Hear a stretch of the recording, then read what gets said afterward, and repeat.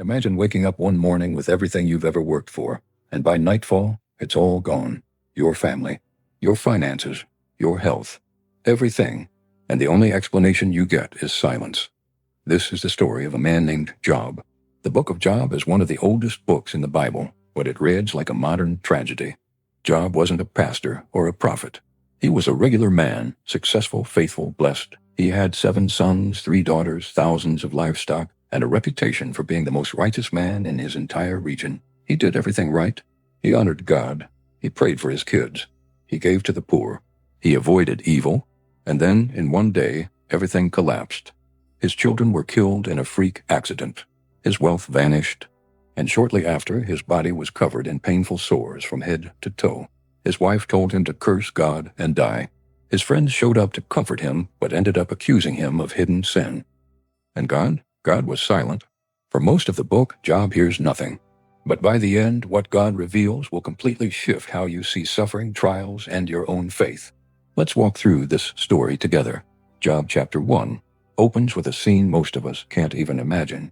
4 messengers arrive back to back, each bringing worse news than the last. The oxen were plowing and the donkeys feeding beside them, and the Sabaeans fell upon them and took them and struck down the servants with the edge of the sword, and I alone have escaped to tell you. Before Job can process that, another messenger arrives. The fire of God fell from heaven and burned up the sheep and the servants and consumed them, and I alone have escaped to tell you. And then another. The Chaldeans formed 3 groups and made a raid on the camels and took them and struck down the servants with the edge of the sword, and I alone have escaped to tell you. And finally, the worst one.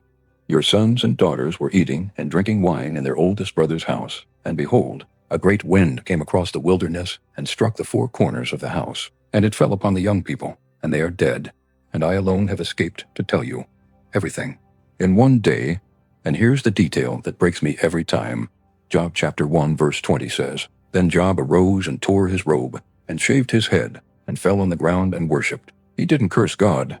He didn't rage. He didn't demand answers. He fell down and worshipped. And he said, Naked I came from my mother's womb, and naked shall I return. The Lord gave, and the Lord has taken away. Blessed be the name of the Lord. That's not denial. That's not noneness. That's faith in the fire. After Job loses everything, his 3 friends, Eliphaz, Bildad, and Zophar, hear about his suffering and come to comfort him. At first, they do it right. Job chapter 2 verse 13 says they sat with him in silence for 7 days because they saw that his suffering was very great. But then they started talking. Eliphaz says, Think now, who that was innocent ever perished? Or where were the upright cut off? As I have seen, those who plow iniquity and sow trouble reap the same. Translation. Job, you're suffering because you sinned. Nobody innocent suffers like this. You must have done something wrong. Bildad doubles down. Does God pervert justice? Or does the Almighty pervert the right? If your children have sinned against Him, He has delivered them into the hand of their transgression. Translation.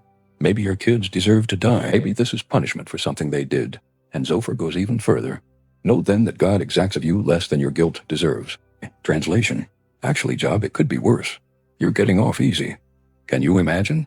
You lose your children, your health, everything you've worked for, and your closest friends tell you it's your fault. This is where most of us live when we suffer. We think if something bad happens, it must mean God is punishing us, or we must have messed up, or we don't have enough faith. But Job knew the truth. He hadn't sinned. He hadn't done anything to deserve this, and that made the silence from God even more excruciating. For 35 chapters, Job wrestles with God. He doesn't curse him, but he does question him. Job chapter 3, verse 11. Why did I not die at birth? Come out from the womb and expire.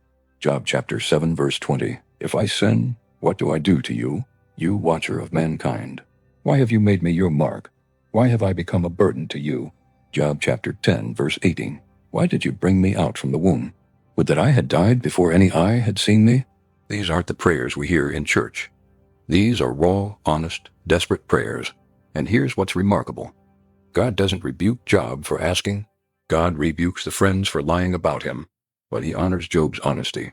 Because here's the truth. God can handle your questions. He can handle your pain. He can handle your confusion. What He won't tolerate is people speaking lies about His character in the name of comfort. Job's friends thought they were defending God, but they were misrepresenting Him. They said suffering always equals punishment. But God never said that. They said faith means never questioning. But Job questioned, and God called him righteous. If you're going through something right now and you have questions, you're in good company.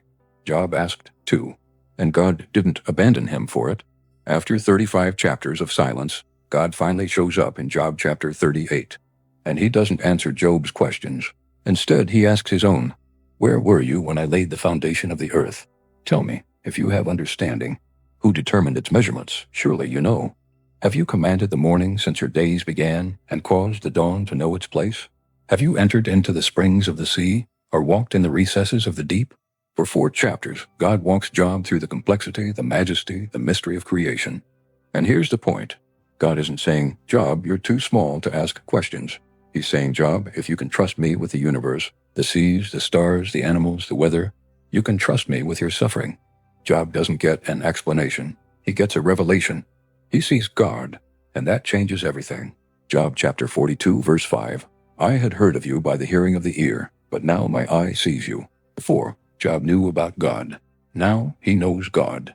And in that encounter, Job stops needing answers.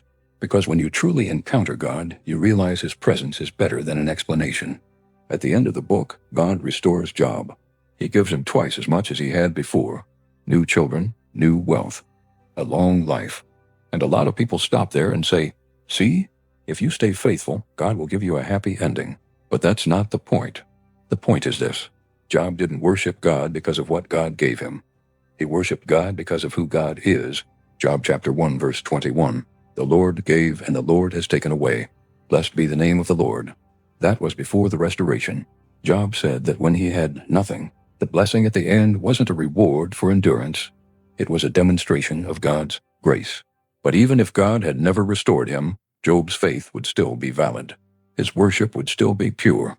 Because real faith isn't, I'll trust God if he gives me what I want.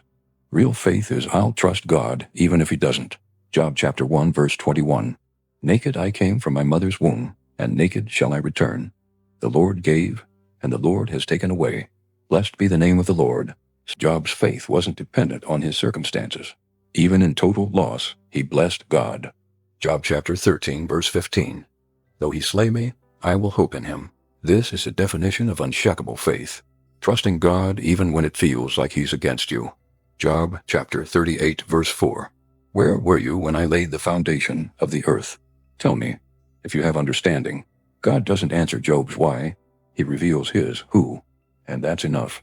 Job chapter 42, verse 5. I had heard of you by the hearing of the ear, but now my eye sees you. Knowing about God and knowing God are two different things. Suffering brought Job into true encounter. James chapter 5, verse 11.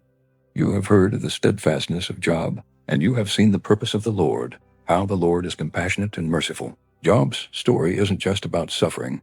It's about God's ultimate goodness, even in the mystery. Here are 3 important points to keep in mind. 1. Stop letting people speak lies about your suffering. Not everyone who shows up in your pain is speaking truth. Job's friends were wrong. If someone is telling you that your suffering is punishment, or that you don't have enough faith, or that you deserve this, reject that lie. God's character is compassionate and merciful, not vindictive. 2. Ask honest questions. God can handle it. Job questioned God for 35 chapters, and God honored his honesty. Stop pretending you're fine when you're not.